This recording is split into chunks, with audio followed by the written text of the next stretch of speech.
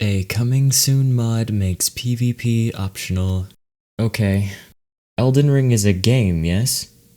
What is a game? According to the Merriam-Webster dictionary, a game is defined as 1. A physical or mental competition conducted according to rules with the participants in direct opposition to each other. And so on, you can see it on the screen. According to the Oxford Dictionary, the definition for a game is a form of play or sport, especially a competitive one played according to rules and decided by skill, strength, or luck.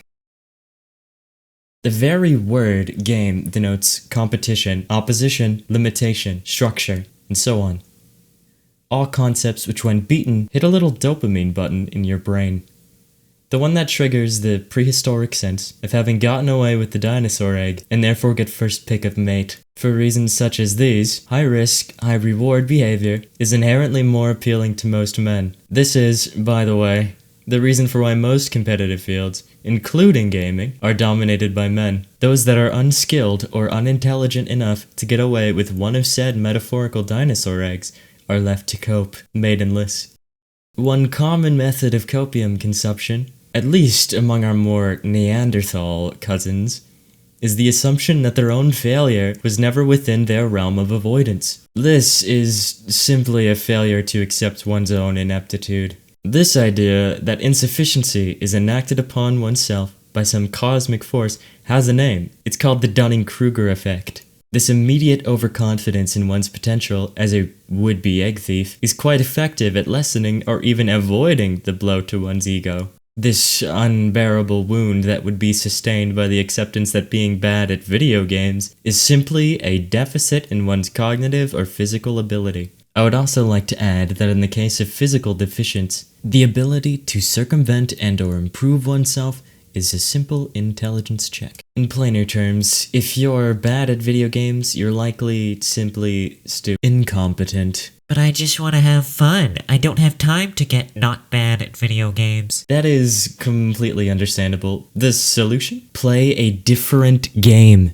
Don't ruin games for the rest of us that actually care about skill expression and competition. Don't compromise the immersive or artistic intent of the game by mislabeling the systems within as antiquated or janky simply because they do not feature an invite system through Steam. If the systems implemented are too convoluted, esoteric, or inaccessible to you, don't play the game. It is not anyone else's responsibility to devalue and compress the game to your level of comprehension, especially when, in this case, it greatly compromises the entire vision and core features of said game. Some people, apparently the most vocal, seem to have forgotten that video games are not and should not be beholden to some sort of padded, defanged, mainstream, formulaic, corporate standard that seems to be the new norm with the modern uninspired super game. A YouTuber named Ratatoskr made a video on some of these concepts, and I highly recommend you to check it out.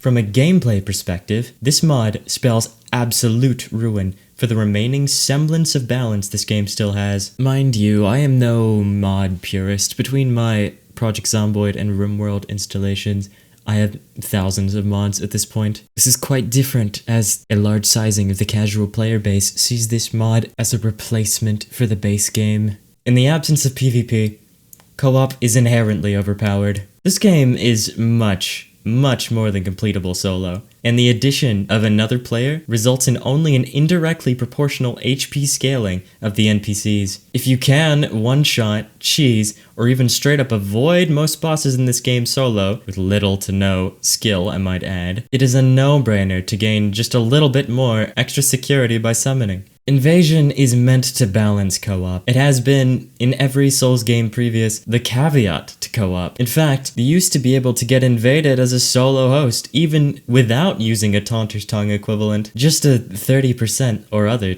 health boost in Dark Souls 3 or 2, or simply a cosmetic upgrade in the first game was enough to warrant an invasion from other players. Look, I'm not saying that PvP is balanced, and if you think it is, please watch any of Jeenine's videos. But it is in fact an integral part of this game. There's even an extensive quest about it. And invaders are even more discouraged by the permanent red eye debuff, or always invading into unfavorable, outnumbered situations. To some extent, I agree with Scott's opinion on this one, with a slight rephrase, of course. You're comparing the two evils of a slight challenge for the host, or not even being able to play for the invaders. I hope people get banned for using this mod. Perma-banned. But more so than that, and this might be too optimistic, I hope people choose not to let their inhibitions stand in the way of them learning to play well and appreciate all systems present in this game. Unlike the insane echo chamber that is the subreddit. I don't know. This mod pushes me even further hollow. I speak these words into my microphone, into the void, as I watch every game and series that I longer used to devolve in some homogenized mush devoid of the skill expression and creativity within the tones and settings that I desired. Oh well.